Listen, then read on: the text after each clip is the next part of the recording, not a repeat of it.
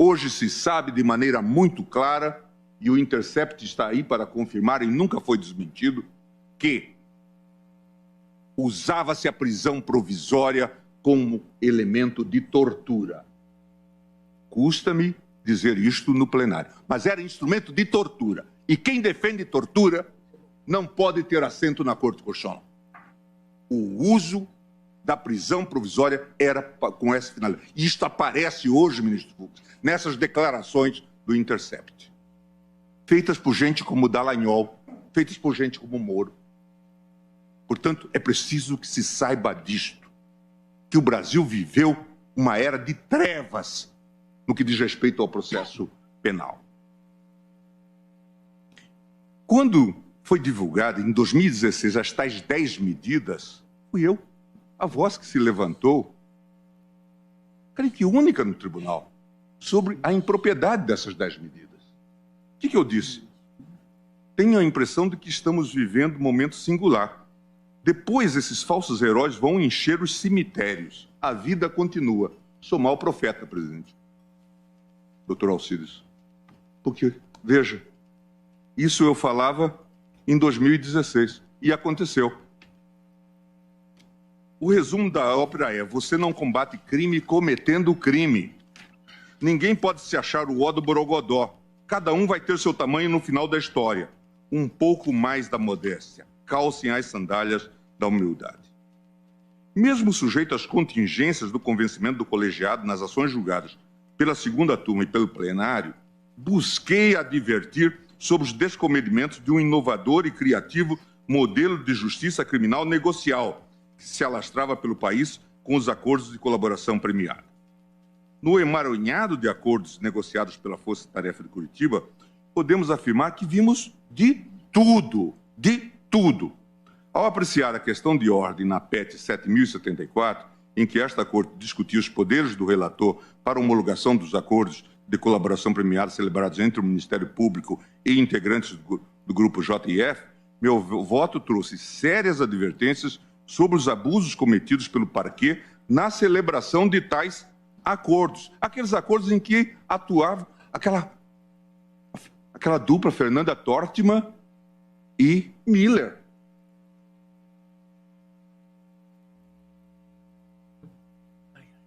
E o doutor Janot com a sua sobriedade característica. Como ele confessa em livro que acaba de lançar. Eu citei, então, não vou cansá-los, todas as medidas extra-legem que se tomaram neste acordo. Depois, o acordo de Sérgio Machado. Notabilizou-se por ser talvez o mais engenhoso e inventivo que a Lava Jato pôde ter produzido. O acordo colocava a salvo da recuperação de ativos bens em nome de familiares, especialmente dos filhos do colaborador. De forma flagrantemente contra a legem, previa que o Ministério Público se comprometia a postular que as sentenças em ações de improbidade administrativa ajuizadas contra o colaborador teriam natureza meramente declaratória. Poderia complementar esse inventário com outras pérolas. O ciclo de engenhosidades parece ter atingido seu ápice na previsão de novos regimes de execução de pena privativa de liberdade não imaginados pelo legislador. O mesmo acordo de Sérgio Machado previa a obrigação de o delator cumprir a sentença de prisão em sua própria residência particular durante o período negociado, sendo-lhe permitido sair da residência em 8 dias por ano por um período de 6 horas contínuas. O acordo continha como anexo um rol de 27 amigos e familiares que poderiam visitar a residência. Já o acordo de João Cerqueira de Santana Filho estipulava que o réu deveria ficar apenas das 20 às 6 horas em sua casa, sendo autorizadas viagens para o exterior para o tratamento de saúde. Diante de todas essas constatações, presidente, no julgamento da referida PET, meu voto, mesmo sem deixar de reconhecer os avanços que a operação trouxera para o combate à corrupção no país, externalizei com veemência as minhas recalcitrâncias quanto às verdadeiras finalidades dos membros da Força Tarefa. Nesse sentido, destaquei à época a preocupação da Operação Lava Jato em produzir volume de investigações com ou sem futuro parece ter se tornado, com as vênias de estilo ou sem vênias, um dos objetivos do grupo de trabalho da Procuradoria-Geral. Os objetivos da Lava Jato não são imediatamente políticos, a disputa é por poder entre poderes do Estado. E depois isto está caracterizado nas revelações agora de Intercept. Para além, dizia eu, das vaidades pessoais, está em formação um quadro que permite que o processo penal domine o jogo político. Complementados pelo tapetão eleitoral costurado pela lei da ficha limpa, as investigações de macrocriminalidades das classes políticas e empresarial dão ao Ministério Público o poder de definir os rumos políticos do país. Basta abrir um inquérito sem controle. E agora, quem o diz não sou eu, é Dallagnol, quando diz que imaginava lançar 4 procuradores como candidatos ao Senado. E dizia, pobre do Álvaro, eu vou derrotá-lo. Porque só tem uma vaga e a vaga é minha. Era um sujeito tão vaidoso que dialogava com o espelho, no caso, o Telegrama. Contando isso. Veja, o Partido dos Procuradores. Um projeto político. E não sou eu que estou... Mas eu disse isso antes. Na apreciação do HC 143.333, impetrado por Antônio Palocci, dediquei parte do meu voto a denunciar que a corrupção já havia chegado à Procuradoria. E falei dos episódios Miller, Fernanda Tortman e tudo o mais. Em 16 de março de 2009, ainda antes de serem reveladas as mensagens do The Intercept, o tribunal julgou o inquérito 4435, quarto agravo regimental, no qual se discutia a extensão da competência da Justiça Eleitoral para julgar crimes comuns conexos aos eleitorais, previsto no inciso 4º do artigo 109 da Constituição e no inciso 2, artigo 35 do Código Eleitoral. Mais uma vez, não me furtei a denunciar. Isso é relator ministro Marco Aurélio. Na oportunidade, busquei deixar claro que a tentativa do Ministério Público de mudar a competência da Justiça Eleitoral, a qual permanecia incólume em todas as constituições brasileiras, diga-se de passagem, por amor à verdade, não houve modificação de entendimento nessa matéria. Eu disse, é preciso o combate à corrupção dentro do Estado de Direito. Não se pode combater a corrupção cometendo crimes, ameaçando pessoas, exigindo delações ou fazendo acordos, tendo irmão como dono de escritório porque passa as delações. Tudo isso não é compatível com a ordem do Estado de Direito. Assim se instalam as milícias brasileiras. Esquadrão da Morte é fruto disto. É preciso ter cuidado. Quem investiga tem que observar o Estado de Direito. Conúbio entre julgador e polícia pode ter até algum fetiche, até de índole sexual. Moderação aqui.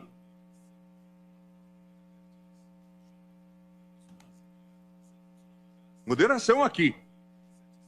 Julgador é órgão de controle, não é órgão de investigação. Tenho minha consciência tranquila, presidente, que desde as fases iniciais da operação, ainda em 2014, exerci de forma responsável o controle jurisdicional dos atos praticados pela Polícia Judiciária, pelo Ministério Público e pelo próprio Poder Judiciário relacionados à apuração de fraudes no sistema Petrobras. Mas, presidente, é muito interessante agora a análise, e eu não vou ter tempo de fazer isto de maneira aprofundada, certamente terei em outras oportunidades, das mensagens que vêm do The Intercept. Não parece haver dúvida de que o juiz Moro era o verdadeiro chefe da força-tarefa de Curitiba. Em diversos momentos, o magistrado direcionou a produção probatória nas ações penais e aconselhou a acusação, inclusive indicando testemunhas e sugerindo a juntada de provas documentais. Quem acha que isto é normal, certamente não está lendo a Constituição e o nosso Código de Processo Penal. Ao apreciar a denúncia formulada contra o suposto operador Zvi Skornik, Moro deu por falta de provas de um suposto depósito em favor de Eduardo Musa, que seria determinante para a recepção da denúncia. Como um verdadeiro coach da acusação, o juiz avisou a Deltan, o qual, tratando com os demais procuradores, informou que tem um depósito em favor de Musa e, se for por lapso, que não foi incluído, ele vai receber amanhã e dá tempo. O magistrado ainda tinha a função estratégica de sugerir aos procuradores a ordenação das fases da operação, considerando, é claro, o seu interesse midiático. O quadro de esquizofrenia nas funções de juiz não chega a passar despercebido pelos próprios membros da Força Tarefa. Em mensagem atribuída à doutora Monique Schecker, a procuradora demonstra ter clareza que Moro viola sempre o sistema acusatório e é tolerado por seus resultados, aqui no Intercept. Aqui não há como deixar de reconhecer que a própria dignidade dos membros do Supremo foi vilipendiada, presidente, em diversos episódios desta triste tragédia. Em um dos lamentáveis episódios descobertos, após a Polícia Federal ter anexado aos autos um processo da Lava Jato, indícios probatórios envolvendo autoridades com foro no STF, Moro e Deltan, com o apoio da Procuradoria-Geral da República, articularam a escolha do qual inquérito o juiz deveria encaminhar para o STF. Falei com Pelela. Ele disse que se resolve com a remessa dos autos. Ajustei mandar Odebrecht e disse que manteríamos Suvi e Santana, com o que ele concordou, e disse que cindirão e devolverão. E confidenciou que na próxima semana a pressão se transferirá para lá e esquecerão isso. Quanto à decisão de ontem, ele disse que certamente as coisas se acalmarão. Isso para não falar, presidente, das investidas dos membros da Força Tarefa para investigar ministros do Supremo. Em outro célebre diálogo, Dallagnol, sem o menor pudor, pede ao ex-chefe de gabinete da PGR, o Pelela, o endereço do presidente Dias Toffoli, a fim de trabalhar em dados de inteligência. Pelela queria refletir em dados de inteligência para eventualmente alimentar vocês. Sei que o competente é o PGR, risos, mas talvez possa contribuir com vocês com alguma informação, acessando umas fontes. Você conseguiria, por favor, descobrir o endereço do apartamento do Toffoli, que foi reformado? Era para envolvê-lo, presidente, da delação da OAS. Era disso que se tratava. Como denominar isto, presidente? Como denominar isto? Poucos dias depois, pede-se de novo a informação. E Pelela dirá, não é apartamento, é casa onde Toffoli mora. E fornece o endereço. É disso que nós estamos falando, presidente. Essas insinuações parecem ter atingido seu grau máximo quando, insatisfeitos com a concessão de ordem em sede de habeas corpus, os membros da Força Tarefa, em um evidente delírio, elucubraram que eu seria beneficiário de contas e cartões de crédito mantidos na Suíça. Na ocasião, a possibilidade de membros do MP apurar dados a respeito do ministro do Supremo é tratada com ironia e desdém. Vai que tem um para o Gilmar Mendes. Para o Gilmar. Diz o procurador Roberto Pozobon. Aparentemente, nem os relacionamentos entre os membros dessa Suprema Corte escapavam ao conhecimento dos membros da Força Tarefa, que previamente já contavam com os votos e posicionamentos de cada um de nós. Em uma das anedotas assaz curiosas, Dallagnol conta para os procuradores que Fux disse quase espontaneamente que Theory fez queda de braço com Moro e viu que se queimou, portanto não podia lutar contra Moro. Dallagnol teria revelado ainda que os procuradores do Lava Jato podiam contar com ele, com Fux, com o que fosse preciso. Ao saber do diálogo, Moro sagra. In Fux we trust. Até o próprio relator dos processos da Operação Lava Jato no STF, que sempre se destacou pela sua mais absoluta integridade e isenção nos seus posicionamentos, era taxado como um juiz conivente com a organização criminosa de Curitiba. Em outra conversa, Deltan aponta: caros, conversei 45 minutos com o Fachin. Ahá, o Fachin é nosso. Sequer a ministra Carmen Lúcia foi poupada. Após tomarem ciência de uma DPF ajuizada pela Rede de Sustentabilidade, houvera sido distribuída à eminente ministra, os procuradores não revelam nenhum pudor ao acusá-la de frouxa. A configuração de um quadro sistemático e reiterado de ofensas à legalidade e aos princípios constitucionais da ampla defesa dos investigados tornou-se incontroversa com o desvendamento de uma verdadeira máquina de provas ilícitas que era utilizada pela Lava Jato, muitas vezes de forma espúria e para enganar o Judiciário e o próprio Supremo Tribunal Federal. As informações reveladas dão conta de que a Força Tarefa utilizou sistematicamente contatos informais com autoridades na Suíça, em Mônaco, e contatos com a Receita. Veja que aqui há uma passagem que eu estou omitindo de uma conversa entre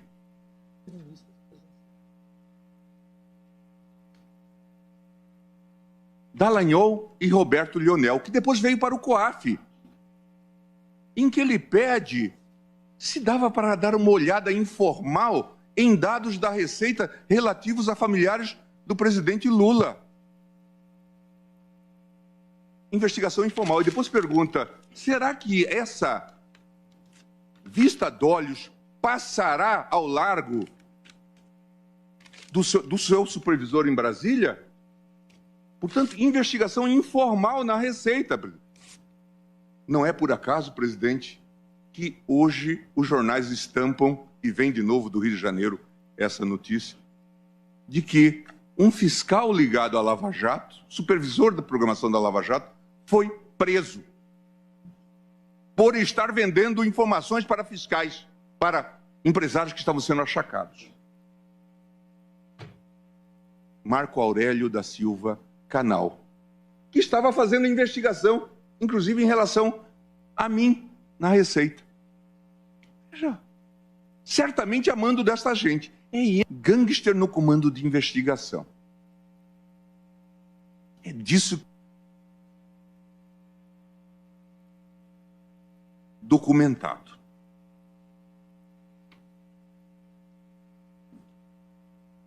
Voltar, presidente, que esses mecanismos obscuros de obtenção de prova foram utilizados em investigações contra réus que tentaram se socorrer com a impetração de habeas corpus no Supremo Tribunal Federal, muitos deles sem êxito.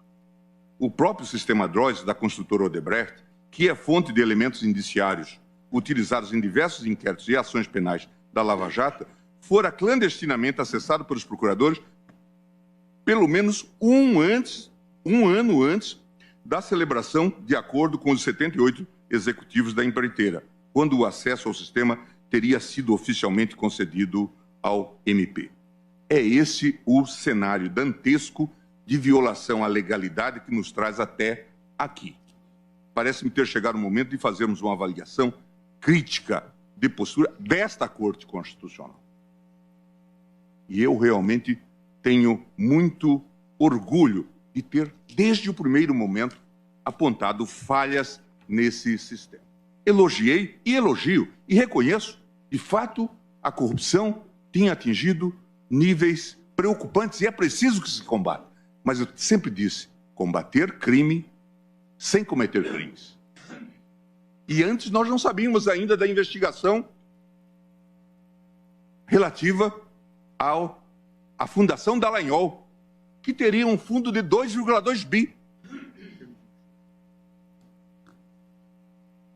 Nós não sabíamos. E 1,2 bi iriam para o doutor Carvalhosa, para os clientes do doutor Carvalhosa.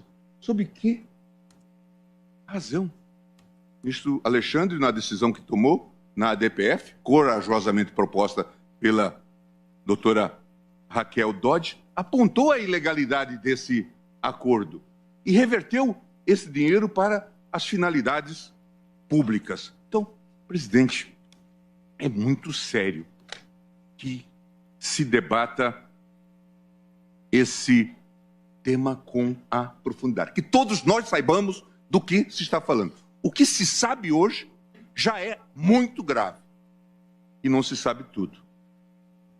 Me dizia o cineasta Zé Padilha que só se divulgou 1% de tudo aquilo que se acumulou. Portanto, ainda há muitas novidades em torno dessa temática. Mas tudo que há é chocante e, de fato, altamente comprometedor para aquilo que se chama uma investigação isenta.